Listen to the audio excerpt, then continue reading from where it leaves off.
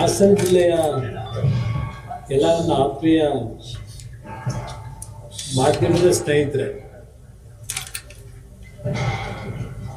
ನಮ್ಮ ರಾಷ್ಟ್ರೀಯ ಅಧ್ಯಕ್ಷರ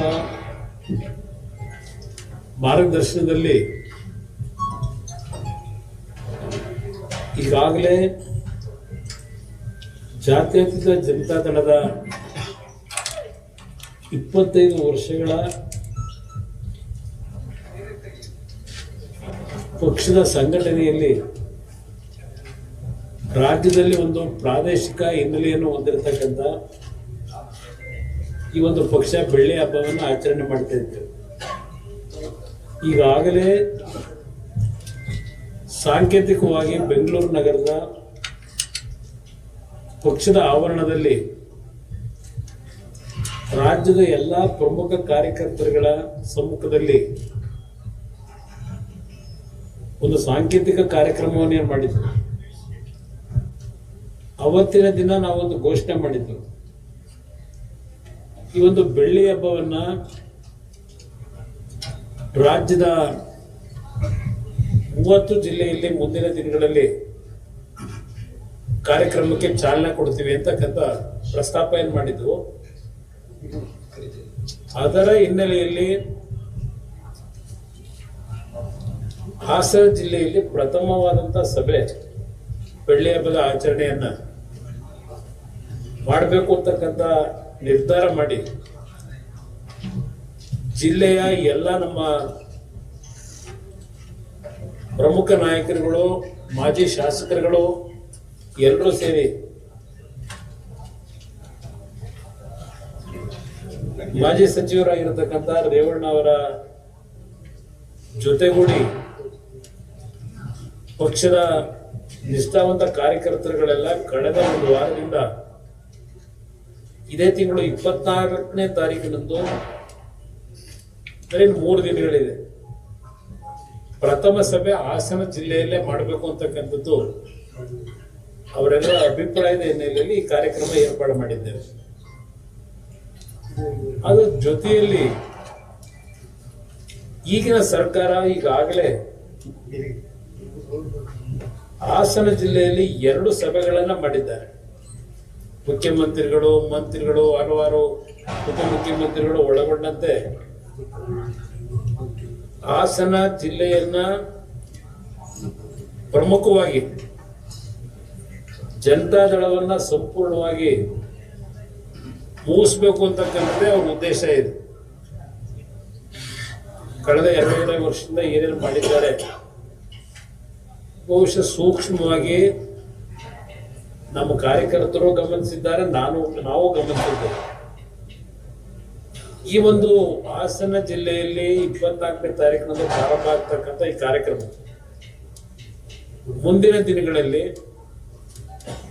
ರಾಜ್ಯದಲ್ಲಿ ಹಲವಾರು ಜಿಲ್ಲೆಗಳಲ್ಲಿ ಈ ಕಾರ್ಯಕ್ರಮಕ್ಕೆ ದಿನಾಂಕವನ್ನು ನಿಗದಿ ಮಾಡ್ತಾ ಇದ್ದೇವೆ. ಈ ಒಂದು ಕಾರ್ಯಕ್ರಮ ನಾವು ಒಪ್ಕೊತಾ ಇರ್ತಕ್ಕಂಥದ್ದು ಕಾಕ್ತಾಳಿ ಅಂತಕ್ಕಂಥದ್ದು ನನ್ನ ಅಭಿಪ್ರಾಯ. ಯಾವ ಸನ್ಮಾನ್ಯ ದೇವೇಗೌಡರ ರಾಜಕಾರಣ ಬಹುಶಃ ಅವರು ಹಾಸನ ಜಿಲ್ಲೆಯ ಮಣ್ಣಿನಲ್ಲಿ ಜನಿಸಿ ಈ ಒಂದು ಪವಿತ್ರ ಭೂಮಿಯಲ್ಲಿ ಒಂದು ಸಾಮಾನ್ಯ ರೈತ ಕುಟುಂಬದಲ್ಲಿ ಜನಿಸಿದಂಥವ್ರು. ಅವರ ರಾಜಕೀಯ ಜೀವನ ಬಹುಶಃ ಒಂದು ಸೊಸೈಟಿಯ ಚುನಾವಣೆ, ಆಂಜನೇಯ ಕೋಆಪರೇಟಿವ್ ಸೊಸೈಟಿನ ಯಾವುದೊಂದು ಸೊಸೈಟಿ, ಆ ಹೆಸರಿನಲ್ಲಿ ಪ್ರಾರಂಭ ಆದಂಥ ಸೊಸೈಟಿಯ ಚುನಾವಣೆಯಿಂದ ಅವರ ರಾಜಕೀಯ ಈ ಜಿಲ್ಲೆಯಲ್ಲಿ ಪ್ರಾರಂಭ ಆದಂಥದ್ದು. ಅವರ ಸುದೀರ್ಘವಾದಂಥ ರಾಜಕಾರಣದಲ್ಲಿ 62 ವರ್ಷಗಳನ್ನು ನೀವು ಸವದಿದ್ದಾರೆ. ರಾಜಕಾರಣದಲ್ಲಿ ಮೊದಲನೇ ಬಾರಿಗೆ ಅವರು ವಿಧಾನಸಭೆಗೆ ಆಯ್ಕೆಯಾದಂಥದ್ದು 62ರಲ್ಲಿ. ಅಲ್ಲಿಂದ ಅವರ ಒಂದು ರಾಜಕೀಯದಲ್ಲಿ ಬೆಳವಣಿಗೆಗಳು ಈ ಜಿಲ್ಲೆಯ ಜನತೆಯ ಆಶೀರ್ವಾದದಿಂದ ಒಬ್ಬ ಸಾಮಾನ್ಯ ರೈತನ ಮಗ ದೇವಿಯ ಕೆಂಪುಕೋಟೆಯಲ್ಲಿ ರಾಷ್ಟ್ರ ಧ್ವಜವನ್ನು ಹಾರಿಸ್ತಕ್ಕಂಥ ನಮ್ಮ ಗಿಲ್ಲಿ ಅಂತ ಶಕ್ತಿ ಬಂದಿದ್ರೆ ದೇವೇಗೌಡರಿಗೆ ಅದು ಮ್ಯಾಜಿಕ್ ಹೊರಗಡೆ ಅಂತ ಪ್ರಮುಖವಾಗಿ ಹಾಸನ ಜಿಲ್ಲೆಯ ಜನತೆಗೆ ಸೇರಬೇಕು. ಅವರ ರಾಜಕೀಯ ಜೀವನದ 7 ಬೀಳುಗಳಲ್ಲಿ ಅವರು ಚುನಾವಣೆಯಲ್ಲಿ ಸೋತಿರ್ಲಿ ಗೆದ್ದಿರ್ಲಿ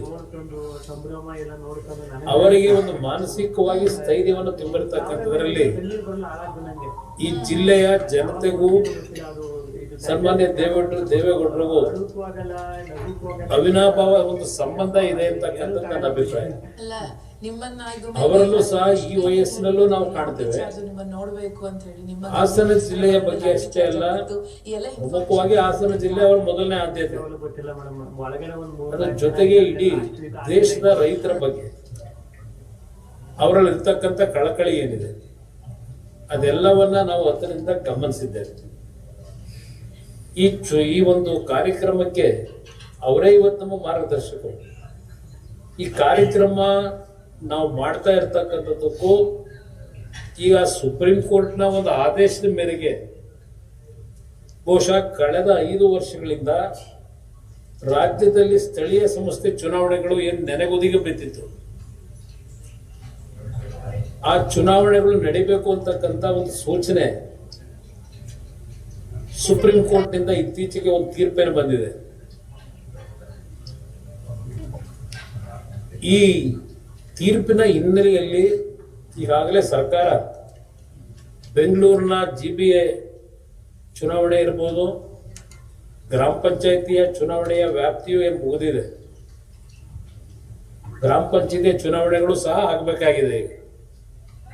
ಅದರ ಜೊತೆಗೆ ಜಿಲ್ಲಾ ಪಂಚಾಯಿತಿ, ತಾಲೂಕ್ ಪಂಚಾಯಿತಿ ಈ ಚುನಾವಣೆಗಳು ನಡೀಬೇಕಾಗಿದೆ.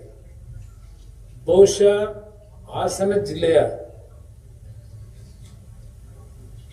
ಈ ಒಂದು ಕಾರ್ಯಕ್ರಮದ ಮುಖಾಂತರ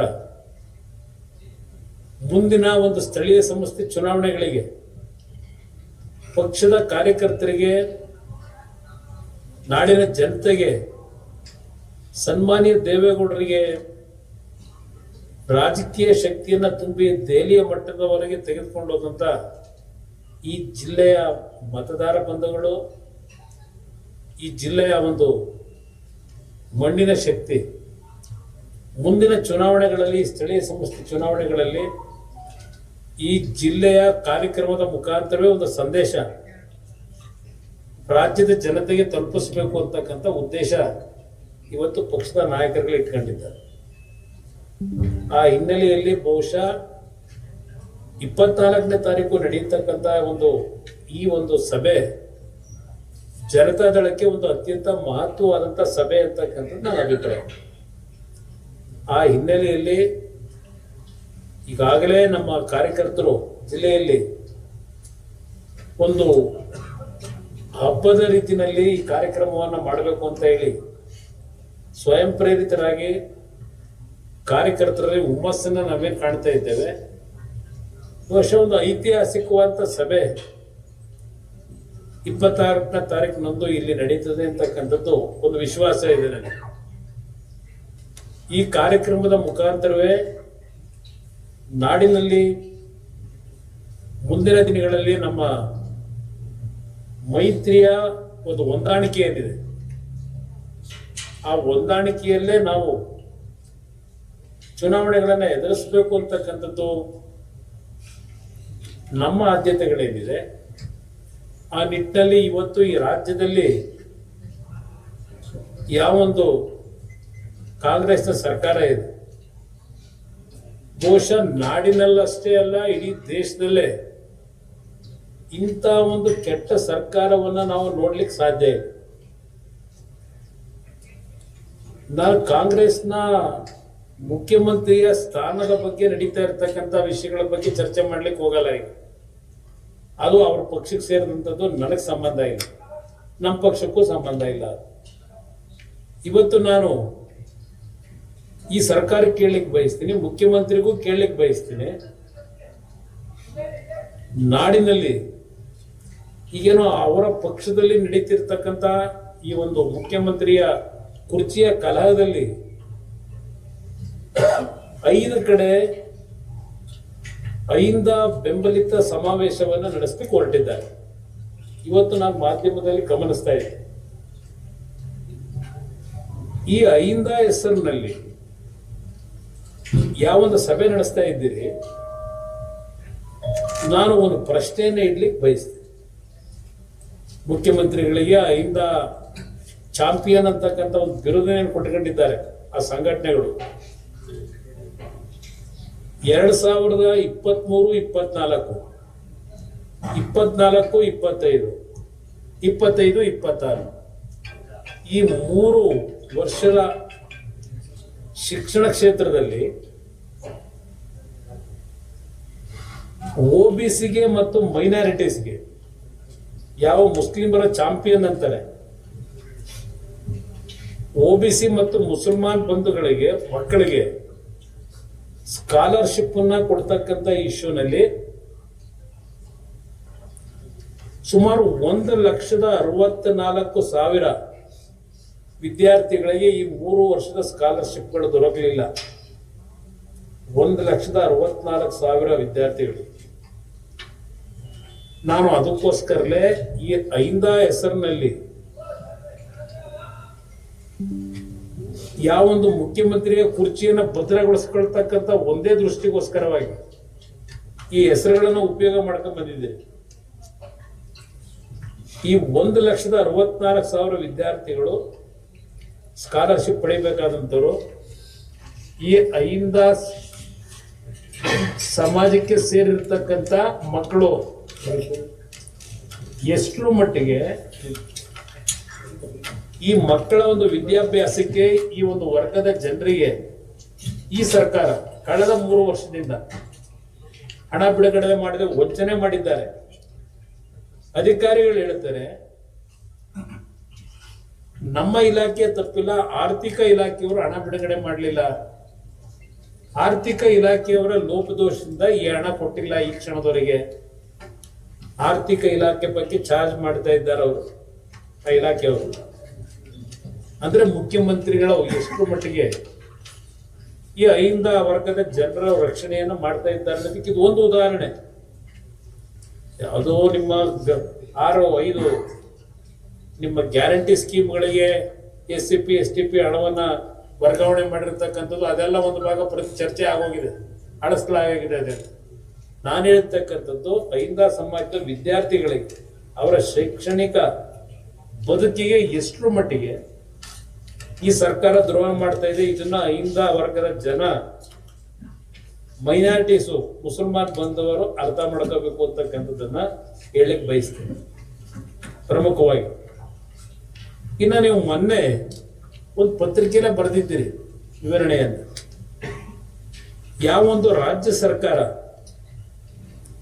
ಕೇಂದ್ರ ಸರ್ಕಾರದ ಯೋಜನೆಗಳು ಪ್ರಮುಖವಾಗಿ ರಾಜ್ಯದಲ್ಲಿ ಹಲವಾರು ಭಾಗದಲ್ಲಿ ರಾಷ್ಟ್ರೀಯ ಹೆದ್ದಾರಿಗಳ ಯೋಜನೆಗಳಿಗೆ ರಾಜ್ಯ ಸರ್ಕಾರ ಯಾವೊಂದು ಭೂಮಿಯನ್ನ ಭೂಸ್ವಾಧೀನ ಮಾಡಬೇಕು, ಭೂಸ್ವಾಧೀನವನ್ನು ಮಾಡದೆ ಕೇಂದ್ರ ಸರ್ಕಾರ ಹಣ ಕೊಟ್ಟಿದ್ರು ಆ ಯೋಜನೆಗಳನ್ನು ಅನುಷ್ಠಾನಕ್ಕೆ ತರತಕ್ಕಂಥ ನಿಟ್ಟಿನಲ್ಲಿ ಇವತ್ತು ರಾಷ್ಟ್ರೀಯ ಹೆದ್ದಾರಿ ಕಾರ್ಯಕ್ರಮಗಳನ್ನು ಸ್ಥಗಿತಗೊಳಿಸ್ತಕ್ಕಂಥ ನಿರ್ಧಾರ ಈ ಸರ್ಕಾರದ ನಿರ್ಲಕ್ಷ್ಯ, ಈ ಸರ್ಕಾರದ ಬೇಜವಾಬ್ದಾರಿತನದಿಂದ ಇವತ್ತು ಹಲವಾರು ರಾಷ್ಟ್ರೀಯ ಯೋಜನೆಗಳಿಗೆ ಸ್ಥಗಿತ ಆಗ್ತಕ್ಕಂಥ ಒಂದು ವಾತಾವರಣ ನಿರ್ಮಾಣ ಆಗಿದೆ. ಇವತ್ತಿನ ಸಾರಾಮೇಶ್ ಅವರು ಜಸ್ಟ್ ಈಗ ತಾನೇ ಬಂದಿದ್ದಾರೆ. ಸುಮಾರು 700 ಕೋಟಿ ಹಣ ಬಿಳಿಕೆರೆ ಇಂದ ಪ್ರಾರಂಭ ಆಗಿ ಮಾರ್ಗೋಡ್ ಯಾವ್ದು ಮಾಯಗೊಂಡಳ್ಳಿನ ಯಾವ್ದಣ್ಣ ಅದು ಊರು ಎಡೆಗೋಡ್ನಳ್ಳಿ ಸರ್, ನಮ್ಮ ದೊಡ್ಡಳ್ಳಿ ಕೊನೆ ಭಾಗದಲ್ಲಿ ಎಡೆಗೋಡ್ನಳ್ಳಿಯ ವರೆಗೆ 4 ಲೈನ್ ಆಗ್ಬೇಕಾಗಿತ್ತು. ಈಗ ನಿಮ್ಮ ಹಾಸನದಿಂದ ಬೇಲೂರು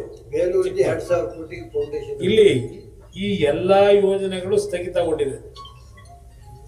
ನಮ್ಮ ಮುಖ್ಯಮಂತ್ರಿಗಳು ಕೇಂದ್ರದ ಆರ್ಥಿಕ ಸಚಿವರು ಹೆಣ್ಣು ಮಗಳಿದ್ದಾರೆ. ಅವ್ರು ಬಳಸಿರ್ತಕ್ಕಂಥ ಪದ ನಾನು ಬಳಸ್ಲಿಕ್ಕಾಗಲ್ಲ. ಮುಖ್ಯಮಂತ್ರಿಗಳು ಒಬ್ಬ ಹೆಣ್ಣು ಮಗಳು ಆರ್ಥಿಕ ಸಚಿವರಾಗಿ ದೇಶದಲ್ಲಿ ಒಂದು ಉತ್ತಮವಾದಂತ ಸಮರ್ಥವಾದಂತ ಆರ್ಥಿಕ ಸಚಿವರಾಗಿ ಕೆಲಸ ಮಾಡ್ತಾ ಇದ್ದಾರೆ. ಅವರನ್ನ ಯಾವ ಒಂದು ಏಕವಚನದಲ್ಲಿ ಪ್ರಸ್ತಾಪ ಮಾಡಿದ ಅವರ ಹೆಸರನ್ನ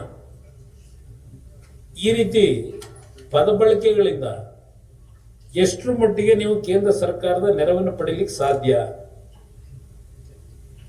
ನಿಮ್ಮ ನಡವಳಿಕೆಗಳನ್ನು ನಾನು ಪದೇ ಪದೇ ಹೇಳ್ತಾ ಇದ್ದೇನೆ, ನಿಮ್ಮ ನಡವಳಿಕೆಯನ್ನ ಪದೇ ಪದೇ ಸರಿಪಡಿಸ್ಕೊಳ್ಳಿ ಅಂತ ಇದೆ. ಆದರೆ ಅವರಲ್ಲಿ ಆ ಬದಲಾವಣೆ ಮಾಡ್ಕೊಳ್ತಕ್ಕಂಥ ವಾತಾವರಣ ಇಲ್ಲ. ಅವರಲ್ಲೇ ಅವರ ಪದಬಳಕೆಗಳು ನಾನು ಹಳ್ಳಿಯಿಂದ ಬಂದಿರೋನು ಅಂತ ಹೇಳ್ಬೋದು.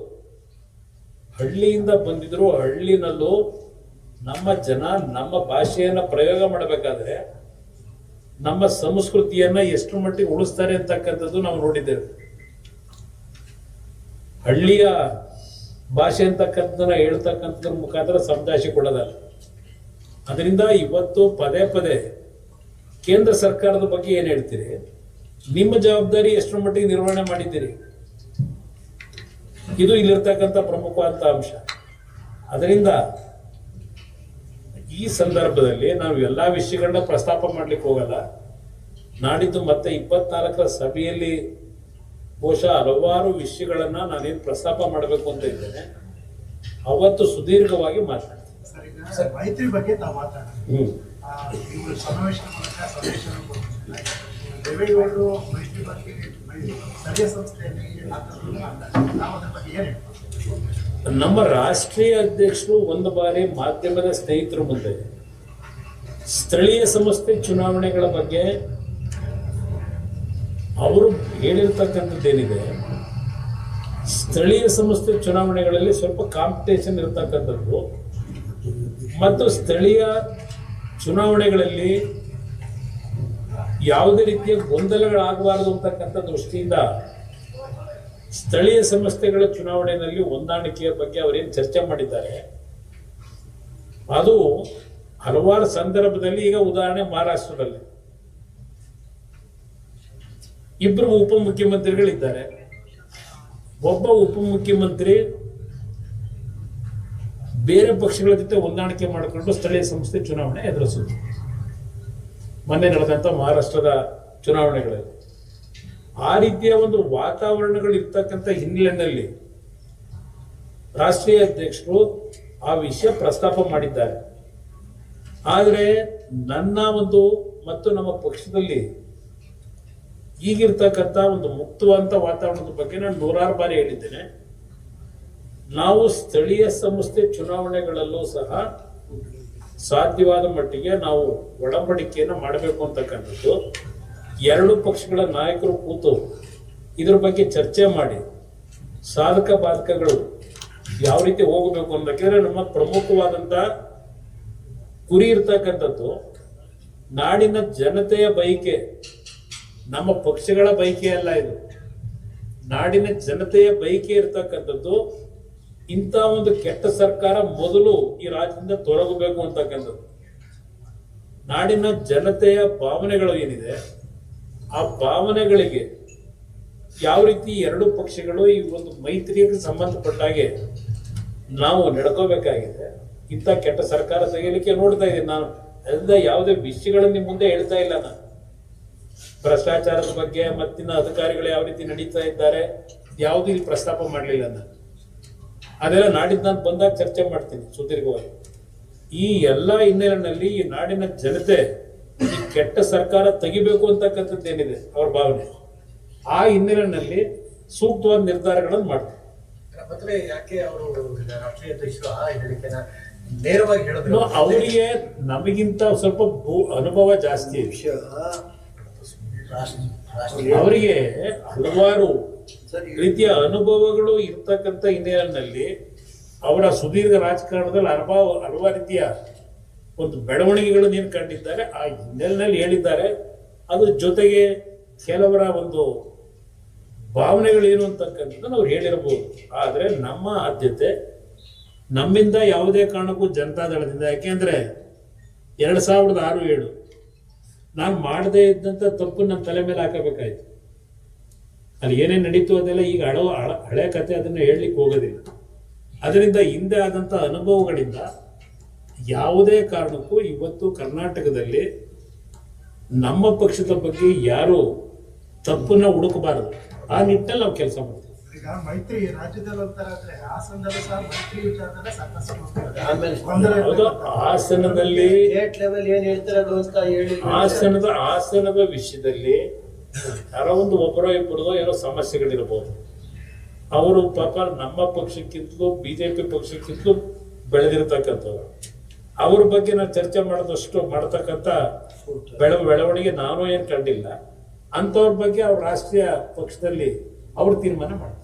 ಮೈತ್ರಿಗೆ ಸಂಬಂಧಪಟ್ಟ ಹಾಗೆ ಬಿಜೆಪಿ ರಾಜ್ಯ ನಾಯಕರು ತಾವೇನಾದ್ರು ಮಾತುಕತೆ ಇದುವರೆಗೆ ಇಲ್ಲ, ಈಗಾಗಲೇ ಒಂದು ರೌಂಡ್ ಮಾತನಾಡಿದ್ದೇವೆ. ಸದ್ಯದಲ್ಲೇ ಮತ್ತೆ ಈಗಾಗಲೇ ಉಸ್ತುವಾರಿ ಏನ್ ಹಾಕಿದ್ದಾರೆ.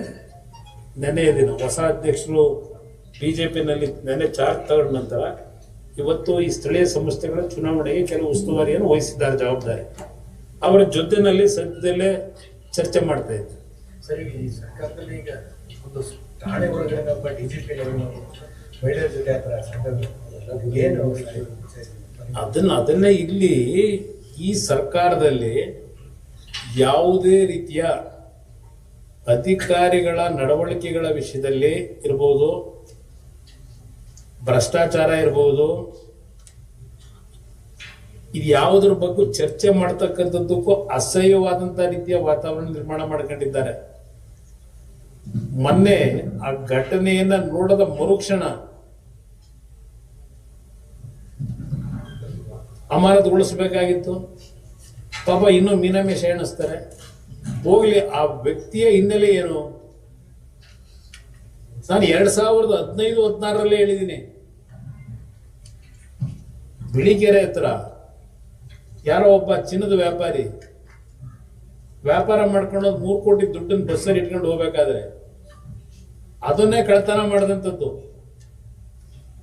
ಯಾವ ತರ ಮುಚ್ಚಾಕೋರು ಇದೇ ಸಿದ್ದರಾಮಯ್ಯ ಸರ್ಕಾರ. ಸಿದ್ದರಾಮಯ್ಯನವರ ನೇತೃತ್ವದ ಸರ್ಕಾರದಲ್ಲಿ ಭ್ರಷ್ಟ ಅಧಿಕಾರಿಗಳಿಗೆ ದೊರಕತಕ್ಕಂಥ ರಕ್ಷಣೆ ಬಹುಶಃ ದೇಶದಲ್ಲೇ ಎಲ್ಲೂ ಸಿಗಲ್ಲ, ಯಾವುದೇ ಸರ್ಕಾರಗಳು. ಆ ರೀತಿಯ ಸರ್ಕಾರ ನಡೆಸ್ಕೊಂಡ್ ಬಂದಿದ್ದಾರೆ. ಅದರಿಂದ ಇವತ್ತು ಸರ್ಕಾರದ ಅಧಿಕಾರಿಗಳಲ್ಲೂ ಸಹ ಯಾವ ಮಟ್ಟಕ್ಕಿದ್ದಾರೆ ಈ ಸರ್ಕಾರದಲ್ಲಿ. ಕೆಲವು ಹಿರಿಯ ಅಧಿಕಾರಿಗಳು ಹೇಳ್ತಾರೆ, ಸರ್ ಏನ್ ಮಾಡೋದು, 80,000 ಸಿಬ್ಬಂದಿ ಇದ್ದಾರೆ. ಇಲ್ಲಿ ಸರ್ಕಾರದಲ್ಲಿ ನಡೆಯತಕ್ಕಂಥ ವರ್ಗಾವಣೆಗಳು, ಆ ವರ್ಗಾವಣೆಯ ಗೈಡ್ಲೈನ್ಸ್ ಏನು ಇಟ್ಕೊಂಡಿದ್ದಾರೆ, ಆ ಹಿನ್ನೆಲೆಯಲ್ಲಿ ನಾವು ಎಷ್ಟರ ಮಟ್ಟಿಗೆ ಎಷ್ಟೇ ನಾವು ಒಂದು ಶಿಸ್ತನ್ನ ಕಾಪಾಡ್ತೀವಿ ಅಂದ್ರು ಈ ಸರ್ಕಾರ ವರ್ಗಾವಣೆಯಲ್ಲಿ ತೆಗೆದುಕೊಳ್ತಕ್ಕಂಥ ನಿರ್ಧಾರದಿಂದ ಆ ಶಿಸ್ತನ್ನ ನಾವು ಕಾಪಾಡೋಕ್ಕಾಗ್ತಾ ಇಲ್ಲ ಅಂತಕ್ಕಂಥದ್ದು ಕೆಲವು ಒಳ್ಳೆ ಕೆಲಸ ಮಾಡತಕ್ಕಂಥ ಅಧಿಕಾರಿಗಳು ಹೇಳ್ತಾರೆ. ಈ ಮುಖ್ಯಮಂತ್ರಿಗಳು ಏನ್ ಹೇಳಿದ್ರು ಮೊನ್ನೆ ಪೊಲೀಸ್ ಹಿರಿಯ ಅಧಿಕಾರಿಗಳ ಸಭೆಯಲ್ಲಿ 80 ಕೇಸ್ಗಳು, ಕ್ರಿಮಿನಲ್ ಕೇಸ್ಗಳು ಪೊಲೀಸ್ ಅಧಿಕಾರಿಗಳ ಮೇಲೆ ಇದೆ ಅಂತ ಹೇಳಿ, ಇನ್ನ 80 ಕ್ರಿಮಿನಲ್ ಕೇಸ್ ಇಟ್ಟಿರ್ತಕ್ಕಂಥ ಅಧಿಕಾರಿಗಳನ್ನ ನೀವು ಆಯ್ದ ಸ್ಥಾನಗಳಿಗೆ ಅಧಿಕಾರ ಕೊಟ್ರೆ ಆ ವ್ಯಕ್ತಿಗಳಿಂದ ಏನ್ ಕೆಲಸ ಆಗ್ಬೋದು, ಎಷ್ಟು ರಕ್ಷಣೆ ದೊರಕಬಹುದು, ಇದು ಇರ್ತಕ್ಕಂಥದ್ದು. ಇನ್ನ ನಿಮ್ಮದು ಎಂಥದ್ದು CN7 ನಾನು ಬಹುಶಃ ನಿಮ್ಮ ಮುಂದೆನೆ ಹೇಳಿದೆ. ಕಳೆದ ಬಾರಿ ನಾನು ನಿಮ್ ಜೊತೆ ಕೆಲವು ವಿಷಯ ಚರ್ಚೆ ಮಾಡಿದಾಗ ಯಾವುದೋ 500 ಹೊಸದಾಗಿ ಲೈಸೆನ್ಸ್ ನ ಕೊಡ್ತಕ್ಕಂಥ ನಿಟ್ಟಿನಲ್ಲಿ ಅವ್ರೇನ್ ತೀರ್ಮಾನ ಮಾಡಿದ್ದಾರೆ ಅದ್ರ ಬಗ್ಗೆ ಅವತ್ತೇ ಹೇಳಿದೆ. 700 ಅವತ್ತೇ ನಾನು ಹೇಳಿದ್ದೀನಿ.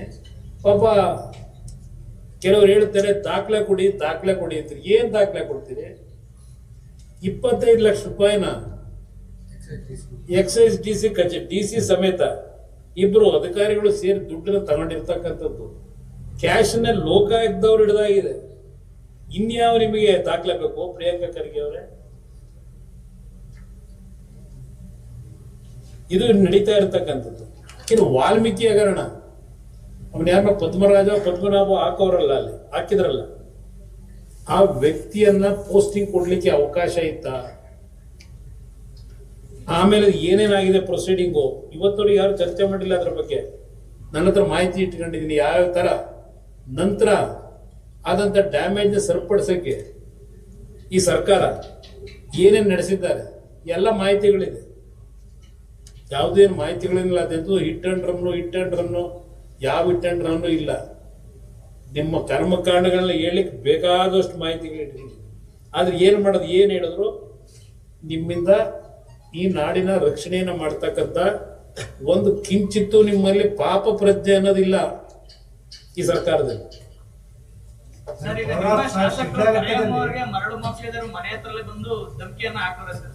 ಅದೇ ಈ ಸರ್ಕಾರದ ನಡವಳಿಕೆ ಏನಿದೆ, ಯಾವ ಮಟ್ಟಕ್ಕೆ ಈ ಸರ್ಕಾರ ನಡೀತಿದೆ ಅಂತಕ್ಕಂಥದ್ದು ಇದೆ ಪ್ರಶ್ನೆ. ಸರ್, ಬರೀ ಒಂದಲ್ಲ, ಕರಿಯಮ್ಮ ಅವ್ರದ್ದು ಒಬ್ಬರದಲ್ವಲ್ಲ, ಪ್ರತಿನಿತ್ಯ ಒಂದಲ್ಲ ಒಂದು ನಡೀತಾನೆ ಇದೆಯಲ್ಲ ಈ ತರ. ಸರ್, ಪೌರಾಯುಕ್ತೆಗೆ ರಾಜೀವ್ ಗೌಡ ಪ್ರಕರಣದಲ್ಲಿ ರಾಜೀವ್ ಗೌಡ ಬಗ್ಗೆ ಇಬ್ಬರು ಸಹ ಕ್ರಮ ಕೈಗೊಂಡಿಲ್ಲ ಸರ್ಕಾರ. ಇಲ್ಲ, ಬಂಧಿಸ್ತಾರ ಗೃಹ ಸಚಿವರು ನೆನ್ನೆನೂ ಹೇಳೋರು, ಬಂಧಿಸ್ತಕ್ಕಂಥದ್ದಕ್ಕೆಲ್ಲ ಪ್ರಯತ್ನ ಪಡ್ತಾ ಇದೀವಿ ಅಂತ ಹೇಳ್ತಾ ಇದ್ದಾರೆ. ಜಾಮೀನು ಏನಾಗುತ್ತೆ ನೋಡ್ಕೊಂಡು ತೀರ್ಮಾನ ಮಾಡ್ತೀವಿ. ಸರಿ, all are figuring that home minister sir, ಏನು is it capable or not, ಏನು ಸರ್ ಇದು? ಯಾವ ನೀವೆಲ್ಲ ಇದನ್ನು ತಗೊಂಡು ನೋಡಿದ್ರೆ ಅವರೇ ಇವತ್ತೇನೋ ಹೇಳೋರೆ, ನಾನು ಯಾರು ಬೇಕಾದ್ರೂ ಅಸಮರ್ಥ ಅನ್ಲಿ, ಅವರೇ ಹೇಳ್ಕೊಂಡವ್ರೆ. ನಾವ್ ಹೇಳೋದು ಬೇರೆ.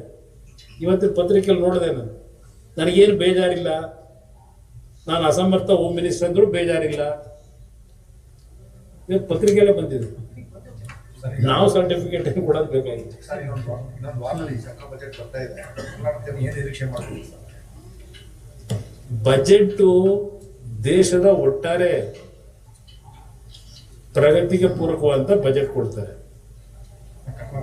ಕರ್ನಾಟಕಕ್ಕೆ ನಮ್ಮ ರಾಜ್ಯ ಸರ್ಕಾರದಿಂದ ಏನು ಕೃಷ್ಣ ಬೈರೇಗೌಡರೇನೋ ಹೋಗಿ ಬಂದವರೇ ಅಂತ ಅದು ಪತ್ರಿಕೆಯಲ್ಲಿ ನೋಡಿದೆ. ನನ್ನ ಮುಂದೆ ಅಂತೂ ಯಾರು ಬಂದು ಕರ್ನಾಟಕ ರಾಜ್ಯದ ಮಂತ್ರಿಗಳಾಗಲಿ ಮುಖ್ಯಮಂತ್ರಿಗಳಾಗಲಿ ನನ್ನ ಮುಂದೆ ಯಾವುದೇ ವಿಷಯಗಳು ಚರ್ಚೆ ಅಂತೂ ಈ ಕ್ಷಣದವರೆಗೆ ಯಾರು ಮಾಡಿಲ್ಲ. ನಾನು ನನ್ನ ಇಲಾಖೆಗೆ ಸಂಬಂಧಪಟ್ಟ ಹಾಗೆ ಯಾವ ರೀತಿ ಕೆಲವು ಸಮಸ್ಯೆಗಳಿಗೆ ಪರಿಹಾರ ತರಬಹುದು, ನನ್ನ ವ್ಯಾಪ್ತಿಯೊಳಗೆ ತರಲಿಕ್ಕೆ ಪ್ರಯತ್ನ ಪಡ್ತಾ ಇದ್ದೆ. ಅದು ಬಜೆಟ್, ದೇಶದ ಬಜೆಟ್. ನನ್ನ ಇಲಾಖೆಯಲ್ಲಿ ಪ್ರಮುಖವಾಗಿ ಕರ್ನಾಟಕದಲ್ಲಿ ಈಗಾಗಲೇ 100 ಬಾರಿ ಹೇಳಿದ್ದೇನೆ, VIS ಇರ್ಬೋದು, ನಮ್ಮ HMT ಇರ್ಬೋದು, ಈ ವಿಷಯಗಳಲ್ಲಿ ಯಾವ ರೀತಿ ಅವನ್ನ ಪುನಶ್ಚೇತನಗೊಳಿಸಬೇಕು ಅನ್ನೋದ್ರ ಬಗ್ಗೆ ನನ್ನ ಜವಾಬ್ದಾರಿ ನಿರ್ವಹಣೆ ಯಾವ ರೀತಿ ಮಾಡಬೇಕು ಮಾಡ್ತೀನಿ. ಜನತಾ ಸಮಾವೇಶ ಒಂದು ಜನತಾ JDS ಶಕ್ತಿ ಪ್ರದರ್ಶನ ಜೊತೆಗೆ ಅಂತ ಇಲ್ಲಿ JDS ಶಕ್ತಿ ಪ್ರದರ್ಶನ ಅನ್ನೋದಕ್ಕಿಂತ ಸಂಘಟನೆ. ಇವತ್ತು ಹಾಸನ ಜಿಲ್ಲೆ ಬಹುಶಃ ಜನತಾ ದಳದ ಶಕ್ತಿಯನ್ನು ತುಂಬಿರ್ತಕ್ಕಂಥ ತಂದೆ ತಾಯಂದಿರ ಕ್ಷೇತ್ರ ಇದು. ಇದು ನಮ್ಮ ಪಕ್ಷಕ್ಕೆ ಒಂದು ಕರ್ಮಭೂಮಿ. ಈ ಜಿಲ್ಲೆ ನಮಗೆ ಶಕ್ತಿ ಕೊಟ್ಟಿರ್ತಕ್ಕಂಥದ್ದು. ಈ ಜಿಲ್ಲೆಯಿಂದ ಇವತ್ತೇನು ಸಂಘಟನೆಗೆ ಚಾಲನೆಯನ್ನ ಹೊಸದಾಗಿ 2028 ವಿಧಾನಸಭೆ ಚುನಾವಣೆ ಇರಬಹುದು ಮತ್ತು ಹಲವಾರು ಸ್ಥಳೀಯ ಸಂಸ್ಥೆ ಚುನಾವಣೆಗಳಿಗೆ ಈ ಒಂದು ಪವಿತ್ರವಾದಂತಹ ಪುಣ್ಯ ಭೂಮಿ ಅಂತಕ್ಕಂಥದ್ದು ನಮ್ಮ ಕುಟುಂಬಕ್ಕೆ ವಿಶೇಷವಾಗಿ, ನಮ್ಮ ಕುಟುಂಬ ಅಂದ್ರೆ ಜನತಾದಳದ ಕುಟುಂಬ. ನಮ್ಮ ಕುಟುಂಬ ಅಂದ್ರೆ ಬರೀ ನಮ್ಮ ಕುಟುಂಬ ಅಂದ್ರೆ ದೇವೇಗೌಡರು ಮಕ್ಕಳದಲ್ಲ. ಜನತಾದಳದ ಕುಟುಂಬ ಏನಿದೆ, ಈ ಕುಟುಂಬದ ಸಂಘಟನೆಗೆ ಇವತ್ತು ಚಾಲನೆ ಕೊಡ್ತಕ್ಕಂಥದ್ದಕ್ಕೆ ಒಂದು ಸಂದೇಶ ಕೊಡ್ತಕ್ಕಂಥ ಒಂದು ಕಾರ್ಯಕ್ರಮ. GB ಎಲೆಕ್ಷನ್ EVM ಬದಲಾಗಿ ಬ್ಯಾಲೆಟ್ ಹೋಗ್ತೀವಿ ಅಂತ ತೀರ್ಮಾನ ಮಾಡ್ಕೊಂಡಿದ್ದಾರೆ. ಈಗ ನಾವು EV ಬಗ್ಗೆನೂ ಇಲ್ಲಿವರೆಗೆ ಚರ್ಚೆ ಮಾಡಿಲ್ಲ ನಮ್ಮ ಪಕ್ಷ. ಈವನ್ ನಿಮ್ ಬ್ಯಾಲೆಟ್ ಪೇಪರ್ ಬಗ್ಗೆನೂ ಚರ್ಚೆ ಮಾಡಿಲ್ಲ. ಇಲ್ಲಿ ಚರ್ಚೆ ಮಾಡ್ತಾ ಇರತಕ್ಕಂಥವ್ರು ಅವ್ರು ಯೋಚನೆ ಮಾಡ್ಕೋಬೇಕು. ಈಗ EV ಬಗ್ಗೆ ಚರ್ಚೆ ಕಾಂಗ್ರೆಸ್ನವ್ರು ಏನ್ ಮಾಡ್ತಾರೆ, ನಾನು ಮುಖ್ಯಮಂತ್ರಿಗಳಿಗೆ ಕೇಳ್ತೀನಿ, ನೀವು 135 ಸೀಟ್ ಗೆದ್ರಲ್ಲ, EV ಮುಖಾಂತರ ಎಲೆಕ್ಷನ್ ಆಯ್ತು, ಬ್ಯಾಲೆಟ್ ಪೇಪರ್ ನಡೆಸಿದ್ರು. ಈ ಬ್ಯಾಲೆಟ್ ಪೇಪರ್ ಇದೆಯಲ್ಲ, ಇಲ್ಲಿ ಇರ್ತಕ್ಕಂಥ ಈಗಿನ ಕಾಂಗ್ರೆಸ್ ಸರ್ಕಾರದ ನಡವಳಿಕೆ ಹಲವಾರು ನಮ್ಮ ಕೋಆಪರೇಟಿವ್ ಇನ್ಸ್ಟಿಟ್ಯೂಟ್ ಮೀಟಿಂಗ್ ಇದು ಚುನಾವಣೆಗಳಾಗಿದೆ. ಹಲವಾರು ಭಾಗದಲ್ಲಿ ಆ ಚುನಾವಣೆಗಳಲ್ಲಿ ನಾಳೆ ಬೆಳಗ್ಗೆ ವೋಟಿಂಗ್ ಹೋಗ್ತಕ್ಕಂಥವ್ರ ಪವರ್ಗಳನ್ನ ಮಧ್ಯರಾತ್ರಿ ಕಿತ್ತಾಕ್ತಾರೆ. ನೀನೇ ಇದೆಯಾ ಭೋಜೇಗೌಡರು? ಇದು ಒಂದು ಉದಾಹರಣೆ ಇಲ್ಲೇ ಹೇಳ್ತಾರೆ ನೋಡಿ. ಯಾವ ಒಂದು ಕೀಳು ಮಟ್ಟದಲ್ಲಿ ಏನೋ ಎಲ್ಲ ನಾವು DCC ಬ್ಯಾಂಕ್ಗಳು ಹೊಡೆದ್ಬಿಟ್ಟು ಏನೋ ಸದ್ಯ ಇಲ್ಲೇನೋ ಆ ಸಂತೆ ಇಲ್ಲ ಒಳಗೆಲ್ಲ ಇವರು ಸ್ವಲ್ಪ ಬಿಗಿಯಾಗಿರೋದ್ರಿಂದ ಉಳ್ಕೊಂಡವ್ರೆಲ್ಲ ಕೋಪರೇಟಿವ್ನಲ್ಲಿ. ಬೇರೆ ಕಡೆ ಎಲ್ಲ ಯಾವ ತರ ಚುನಾವಣೆ ನಡೆಸಿದ್ದಾರೆ ನೋಡಿದ್ದೀನಿ. ಈ ಬ್ಯಾಲೆಟ್ ಪೇಪರ್ ಇದೆಯಾ, ಈಗಿನ ಅಧಿಕಾರಿಗಳು ಏನಿದ್ದಾರೆ, ಈಗಿನ ಚುನಾವಣಾ ವ್ಯಕ್ತಿಗಳನ್ನ ಏನಾಗ್ತೀರಿ ಚುನಾವಣೆ ನಡೆಸಲಿಕ್ಕೆ, ಈಗಿರ್ತಕ್ಕಂಥ ಈ ಸರ್ಕಾರದ ಮಂತ್ರಿಗಳು, ಉಪಮುಖ್ಯಮಂತ್ರಿಗಳು ಇವರೇನಿದ್ದಾರೆ, ಬಹುಶಃ ಬ್ಯಾಲೆಟ್ ಪೇಪರ್ ಯಾವ್ಯಾವ ಟೈಮ್ ಏನೇನು ಚೇಂಜ್ ಆಯ್ತವೋ ಗೊತ್ತಿಲ್ಲ. ಆದರೂ ಸಹ ನಾವು ಕಾರಣಗಳನ್ನ ಕೊಟ್ಟು ಚುನಾವಣೆ ಆಗಾಗುತ್ತೆ ಈಗಾಗುತ್ತೆ ಅಂತಕ್ಕಂಥದ್ದನ್ನ ಹೇಳಲಿಕ್ಕೆ ಎಂದೂ ಹೋಗಿಲ್ಲ, ಮುಂದಕ್ಕೂ ಹೇಳ. ನಮ್ಮ ಹೋರಾಟ ನಾವು ಮಾಡಬೇಕು ಮಾಡ್ತೀವಿ. ಸರ್, ನಿಮ್ಮ ಅವಧಿನಲ್ಲಿ ಹಾಸನಕ್ಕೆ ಒಂದು ಲಾ ಕಾಲೇಜ್ ಸ್ಯಾಂಕ್ಷನ್ ಆಗಿತ್ತು ಸರ್. ಮಕ್ಕಳ ಇಶ್ಯೂ ತಮ್ಮ ಗಮನಕ್ಕಿದೆ ಅಂತ ಅದು ನನ್ನ ಗಮನಕ್ಕೆ ಬಂದು ಭೋಜೇಗೌಡರು ಏನು MLC ಅವರಿದ್ದಾರೆ, ಅವರ ಹಿಂದೆ ನಮ್ಮ ಆಲ್ ಇಂಡಿಯಾ ಕೌನ್ಸಿಲ್ಗೆ ಲಾ ಕೌನ್ಸಿಲ್ ಅಲ್ಲಿ ಬಾರ್ ಕೌನ್ಸಿಲ್ ಉಪಾಧ್ಯಕ್ಷರಿದ್ರು. ನನ್ನ ಗಮನಕ್ಕೆ ಬಂದ ನಂತರ ನನಗೆ ಸ್ವರೂಪ್ ಅವರು, ರೇವಣ್ಣ ಅವರು ಪಾಪ ಪ್ರಯತ್ನ ಪಟ್ಟರು. ಅದನ್ನ ನಂತರ ಒಂದ್ ನಿಮಿಷ, ಅದು ಅಧಿಕಾರಿಗಳ ಮಿಸ್ಟೇಕ್. ಅಲ್ಲಿ ಕೆಲಸ ಮಾಡ್ತಕ್ಕಂಥವ್ರು ಅವ್ರಿಗೆ ಹೇಳಿದೀವಿ, ಕರೆಕ್ಟ್ ಸಮಯಕ್ಕೆ ಕರೆಕ್ಟ್ ಆಗಿ ಮಾಹಿತಿಗಳನ್ನು ಕೊಟ್ಟರೆ ಇದೇನು ಸಮಸ್ಯೆ ಇರಲ್ಲ. ಸ್ವರೂಪ್ ಅವರ ಗಮನಕ್ಕೆ ತಂದ ಮೇಲೆ ಭೋಜೇಗೌಡರಿಗೆ ಹೇಳಿ ಈಗ ಮಕ್ಕಳ ವಿದ್ಯೆಗೆ ಸಮಸ್ಯೆ ಆಗದಾಗೆ ಕ್ಲಿಯರೆನ್ಸ್ ಕೊಡಿಸಿದ್ರು. ಹಾಗೆ ತೊಂದರೆ ಇಲ್ಲ. ಅದ್ರ ಬಗ್ಗೆ ಇಲ್ಲ ನೆಕ್ಸ್ಟ್ ಮಾಡೋಣ. ಈಗ ಸದ್ಯ ಈಗ ಎಕ್ಸಾಮ್ಗೆ ಅವ್ರಿಗೆ ಅನುಕೂಲ ಆಯ್ತಲ್ಲ, ಅದು ಮಾಡಿಸಿದೀವಿ. ಪರ್ಮನೆಂಟ್ ಆಗಿ ಏನ್ ಸಾಲ್ವ್ ಮಾಡ್ಬೇಕು.